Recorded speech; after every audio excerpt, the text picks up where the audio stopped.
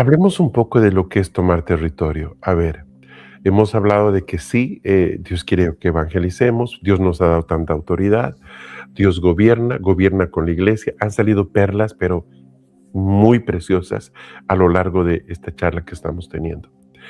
Eh, en este año, el Señor nos da una palabra para Argentina justamente en enero. Nos reunimos con un equipo de profetas con los quienes nos reunimos cada enero hace más de, ya van a ser 20 años el próximo año, de hecho. Y el Señor nos dice, tiempo para Argentina es el tiempo de tomar territorio.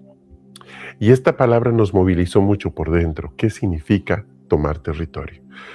Eh, yo recuerdo, hace muchos años estuve en una movilización en Mar de Plata con Evangelismo de Cosecha. Creo que fue el año 99 o algo así, donde se hacía siempre una conferencia, un evento profético, lo hacía Evangelismo de Cosecha, pero en esa ocasión sacaron a la iglesia a evangelizar Mar del Plata. De hecho, yo fui a tocar puertas como parte de la gente que llegó de otros países, ¿sí? Fue, creo, la única vez en la que se hizo esa acción. Años después, muchos años después, yo hablé con uno de los organizadores en Estados Unidos conversando y le hablé de esto.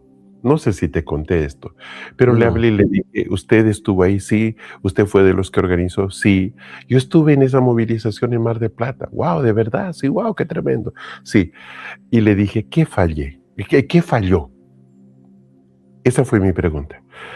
Y él se quedó pensativo y ¿sabes qué me dijo? Falló la iglesia. Y ahí quedó. O sea, la conversación fue así de puntual, concreta, falló la iglesia. Y el punto es este. ¿Qué tiene que pasar para que Argentina cambie? Es una pregunta muy sencilla. ¿Sí? ¿Qué tiene que pasar? Y obviamente aquí no puede sacar el factor iglesia, porque entendemos que la carta que Dios tiene para jugar siempre es su iglesia. Entonces, voy a ponerlo de esta forma. Pregunta, ¿la iglesia de Argentina en general está lista para gobernar? ¿Es una pregunta para mí? Sí, es tu percepción. Lo digo porque yo sé que trabajas con muchísimos pastores de Argentina. Sí. Sí me interesa No, a ver, saber qué me dices de esto.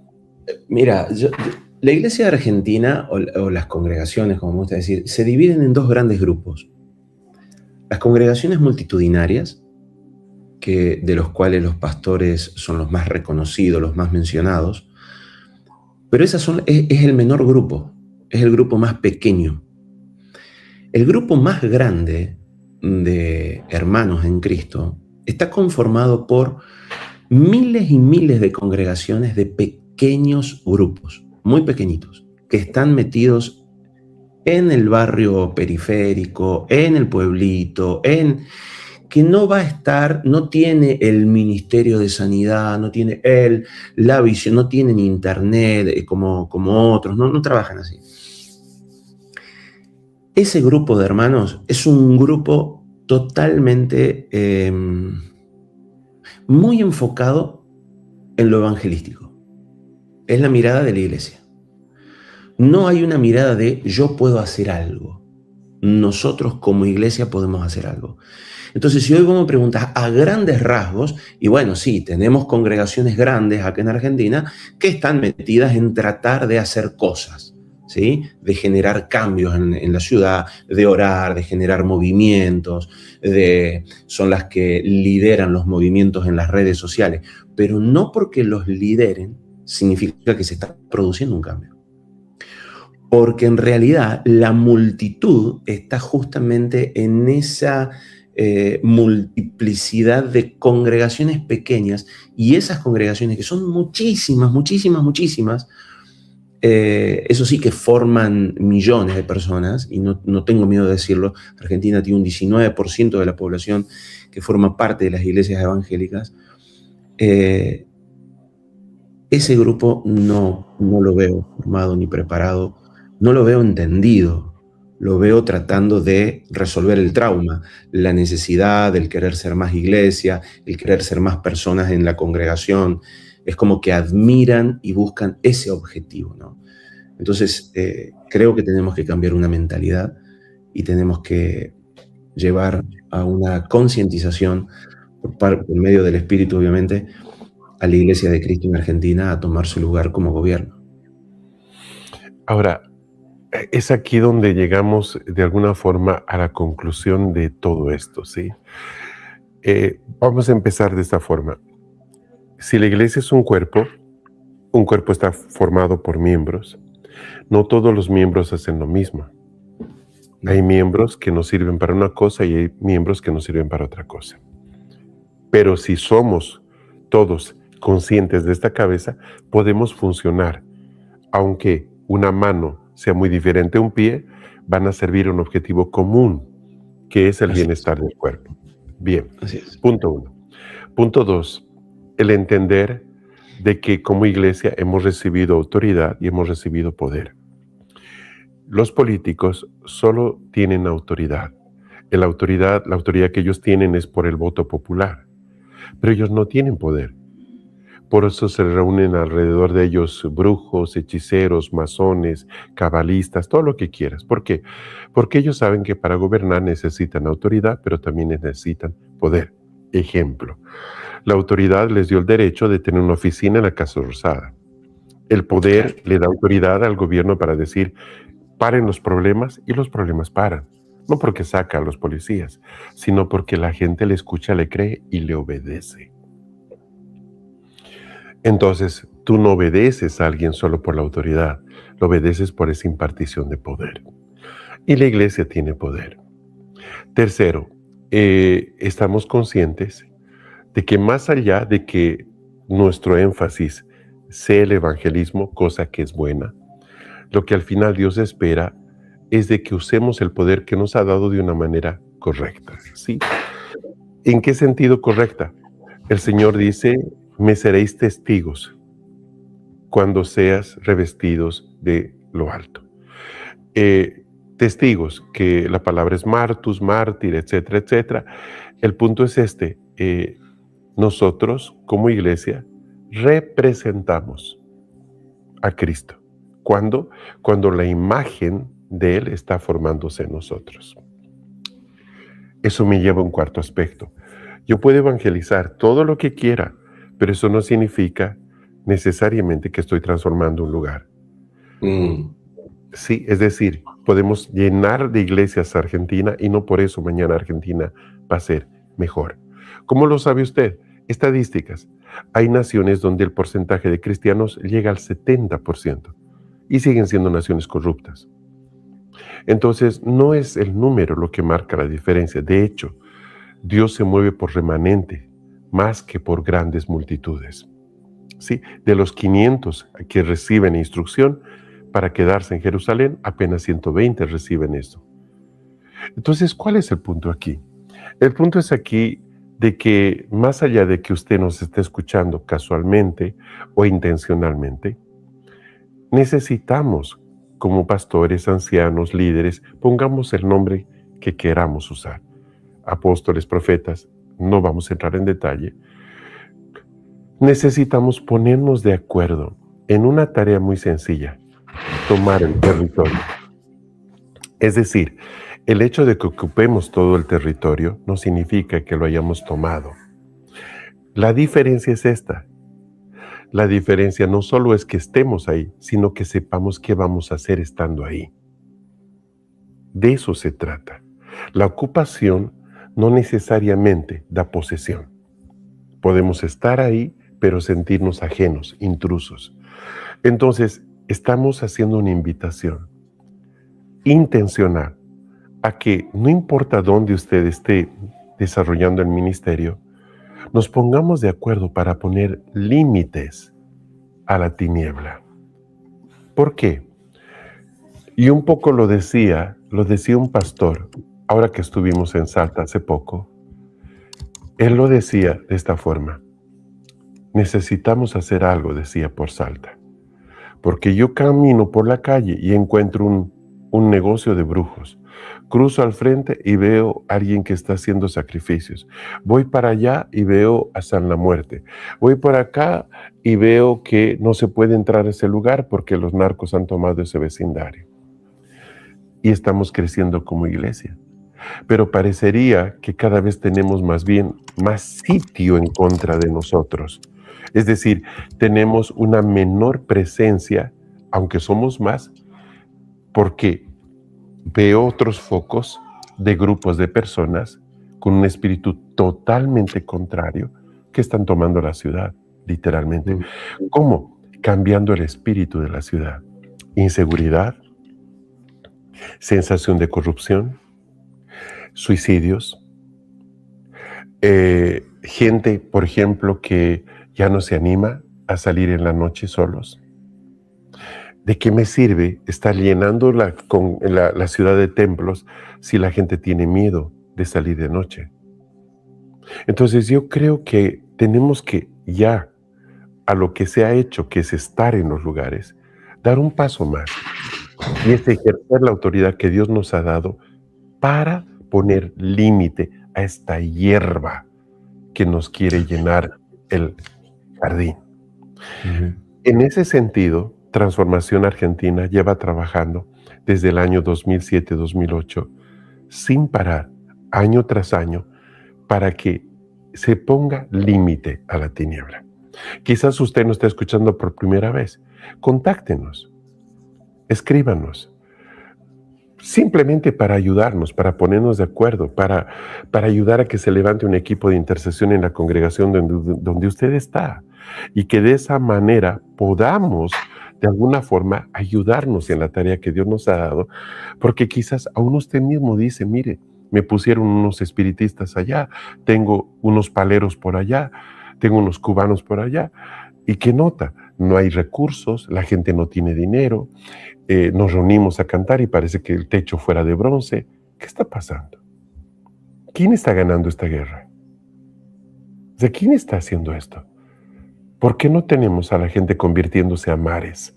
Si el mensaje que tenemos es bueno, si tenemos autoridad de Dios para hacerlo y Él está con nosotros, ¿por qué no se cumple eso que dice la Escritura? Y el Señor añadía cada día a la iglesia los que iban a ser salvos. ¿Por qué nos cuesta tanto que la gente se consolide? ¿Por qué? Les respondo, porque el ambiente es tóxico. ¿Cuál ambiente? El de la ciudad. ¿Y quién puede cambiar ese ambiente? Nosotros. Sebastián. Pienso en el libro de Efesios, capítulo 2. Me gusta mucho este pasaje para poder entender lo que está pasando sobre los aires. Y termina diciendo Pablo, empieza diciendo en el capítulo, a vosotros, estando muertos en vuestros delitos y pecados, habla de cuando nosotros éramos, que no estábamos en Cristo, en los que anduvisteis en otro tiempo, según la tendencia de este mundo, conforme al príncipe de la potestad del aire. El espíritu que ahora mismo, escuchen esta palabra, según la versión textual, cuarta edición, dice, está energizando a los hijos de desobediencia. Los energiza. La versión Reina Valera dice que opera. Esta palabra a mí me trajo mucha revelación de cómo funcionan los aires de una ciudad. Nosotros siempre decimos, cuando vamos a ministrar a una persona en sanidad o en liberación y percibimos que tiene algún tipo de espíritu, solemos mencionar al espíritu de acuerdo a la acción que produce. Ejemplo, espíritu de adulterio, espíritu de fornicación, espíritu de violencia, espíritu de ira. ¿Por qué le mencionamos así? Porque el espíritu que domina la vida de esa persona induce a esa acción. Eso es energizar. Eso es poner en movimiento algo adentro de la persona que lo hace reaccionar así. Un espíritu de seducción lo induce a seducir. Un espíritu de pornografía lo hace consumir pornografía. Toda ciudad, como dice Pablo, sobre el aire mueve potestades. Esa potestad es el poder que tiene una determinada entidad sobre ese lugar, porque se le dio ese poder. Y ese espíritu energiza a los que están bajo su influencia. Esa energización va a ir contra la palabra de Dios. Por eso es que muchas veces te va a dar la sensación que hay lugares donde vos predicas y la gente se convierte rápido, y lugares donde predicas y la gente no se convierte. Al punto tal que Jesús mismo se encontró con esta situación y habiendo predicado y hecho milagros en ciertos lugares, la gente no se convirtió. No era que Jesús había perdido poder, era que ellos estaban aliados a otra entidad. Y Jesús deja en un momento determinado una visión muy clara, que ninguno que va a un determinado lugar no ata primero al hombre fuerte. Nosotros por ahí espiritualizamos mucho esto en conceptos muy, qué sé yo, con muchas figuras, ¿no? Pero lo que está diciendo Jesús literalmente acá es: sujeten las potestades de una región para que el evangelio pueda correr abierto y libremente. Básicamente de eso se trata. Por eso a mí me gusta mucho el pasaje, porque muestra de forma clara. El libro de Efesios es un libro que habla mucho sobre lo espiritual. En Efesios 6 hablaría que nuestra guerra no es contra sangre y carne, sino contra principados y potestades. En Efesios 3 muestra que la iglesia tiene que subir a los celestiales para predicar y anunciar la sabiduría de Dios. O sea, Pablo se dedica toda una carta a hablarle a gente que está en una ciudad sumamente comprometida con Artemisa, que era la ciudad de Éfeso, que estaba tan sujeta, digamos, a Diana y a todo el movimiento espiritual. Termina explicándole: ustedes están en un lugar tóxico, básicamente. Él le deja muy claro que Efesio, al punto tal que luego Efeso continúa con su idolatría, ¿no? Y se le hace tan difícil a la ciudad volverse y contaminarse. Bueno, eso era lo que yo quería aportar, ¿no? De qué manera una ciudad o un lugar puede estar bajo influencia espiritual y nosotros tratar de movernos como si solamente se tratara de una buena voluntad de ir y predicar, o si se tratara de que la gente tiene la libertad de escoger. La gente no tiene la libertad de escoger el evangelio. El pueblo de Israel no tenía la libertad de salir de Egipto. Dios tiene que intervenir para liberar al pueblo de Egipto y luego tiene que gobernar. Lo mismo nosotros, no tomamos la decisión de escoger a Jesús abiertamente. Primero vino a todos los espíritus que nos seducían, sujetó esas potestades y ahí tuvimos la libertad de escoger, pero bajo la libertad de esas operaciones. Creo que la iglesia tiene esa tarea: liberar las regiones para que el evangelio de Jesucristo corra y que las personas tengan la libertad de escoger o no, pero necesitamos sujetar al hombre fuerte.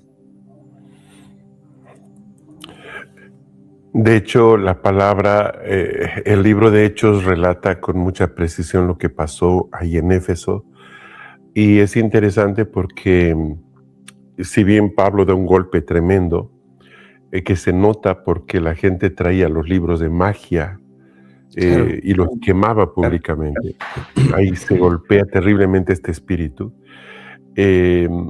Por el otro lado, vemos que Juan va a volver después de estar en Patmos a vivir a Éfeso y va a darle la estocada final. Literalmente él va a provocar una oración. Está descrito esto en un libro que habla de la caída del Imperio Romano. Ramsay Macmillan es el autor, y él describe de que Juan entró, oró y que se cayó, se vino abajo el templo. Y es interesante porque el año pasado, sabes que estuvimos en Éfeso con otros hermanos, y tú entras a un museo interactivo que hay en Éfeso, y de repente estás en medio de un ambiente totalmente inmersivo, y tú ves como hologramas y aparece la imagen de Diana, la misma que conocemos, esa imagen bien obscena, y se cuenta la historia rápida, y en un momento se ve a un Pablo que levanta su voz, todo esto en imágenes. Estoy hablando de que esto está en Turquía, de que es un país islámico, y ellos están narrando la historia de Éfeso, y se ve a un hombre predicando, se dice, y vinieron algunos que la confrontaron, y se ve caer todo,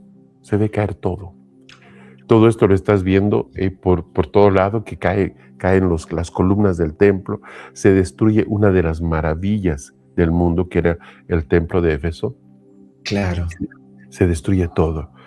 Pero para ellos fue tan claro, te hablo de arqueólogos, historiadores turcos, de que quien provoca eso son los cristianos. Es decir, si había un lugar que parecía inconvertible, era Éfeso, era un puerto muy importante, era un lugar de muchísima corrupción moral, pero espantosa, comercialmente era terrible. Por ejemplo, en parte del recorrido, nos dice el guía, les voy a mostrar la primera señal publicitaria que se ha encontrado del mundo. Ah, sí, wow, wow. Y era en Éfeso. ¿Y sabes qué? Era una placa en la pared señalando un prostíbulo. ¿Sabes qué? Fue tan fuerte la imagen para mí, porque tú caminas sobre la misma calle que caminó Pablo. Ahí se ve las calles con mármol, con piedras, y de repente la imagen que quedó, la más antigua, es esa placa que está en la pared. Y Pablo enfrentó ese sistema y lo venció. Amén, amén. Lo venció. La iglesia lo venció. Después de Pablo va a ser Juan. Y por 300 años Éfeso va a ser un centro de la fe. Tremenda, tremendo. No hubo un avivamiento, hubo una transformación. Si tú mañana vas a Éfeso, lo único que queda del templo de Diana, lo único, es un pantano con una columna parada. Una. Eso es todo lo que quedó. ¿Qué me enseña esto? De que sí es posible poner límite a la maldad y a la tiniebla. Sino, ¿qué autoridad tenemos, Sebastián? Siento como que jugáramos banco inmobiliario, monopolio, que todo es con billetes falsos, ¿me entiendes? Tengo un hotel, tengo 3 casas, pero cierro el juego y digo, oigan, hagamos una vaquita para una pizza, ¿no? Porque no tenemos dinero para nada. Tal cual, parece un juego de monopolio, o sea, cuanto más gente tengamos, vamos posicionando lugares, es una cuestión bien rara, bien infantil si se quiere incluso, porque asumimos que se trata de gente, que se trata de armemos. Sí, lo veo igual. Se puede cambiar la realidad de Argentina, pero tiene que despertar una iglesia a su verdadera esencia. Nosotros hemos recibido autoridad, no solo para evangelizar, sino para transformar. Amén. Y eso es posible, podemos hacerlo. Estamos en toda la Argentina, hemos sido revestidos con la autoridad de Dios. Y Dios no necesita una iglesia de multitudes, necesita un puñado de gente que le crea, nada más.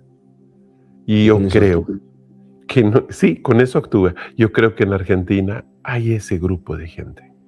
Hay.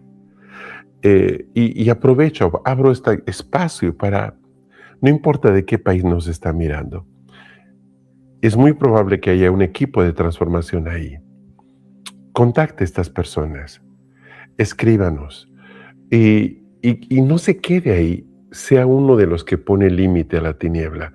Tomemos el territorio que Dios nos ha dado. Creo yo, y la otra vez que estuvimos allá en tu casa y salimos un ratito a tu patio, tu jardín, y tú me decías, he plantado ese árbol, esto aquí y allá.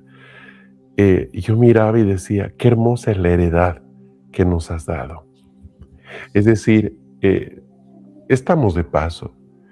Esa tierra que tú compraste va a quedar a tus hijos y va a quedar a tus nietos. Y lo que queremos es no dejarles una esperanza nada más. Dios va a resolver esto. Queremos dejarle un país mejor. Amén. Y podemos. Esa pregunta, ¿nacerá una nación en un día?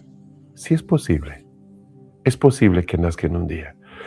Y yo creo que estamos en el tiempo, el Señor nos dio una palabra de que hasta el 2030 debemos tomar toda la Argentina. Y digo debemos, me meto ahí.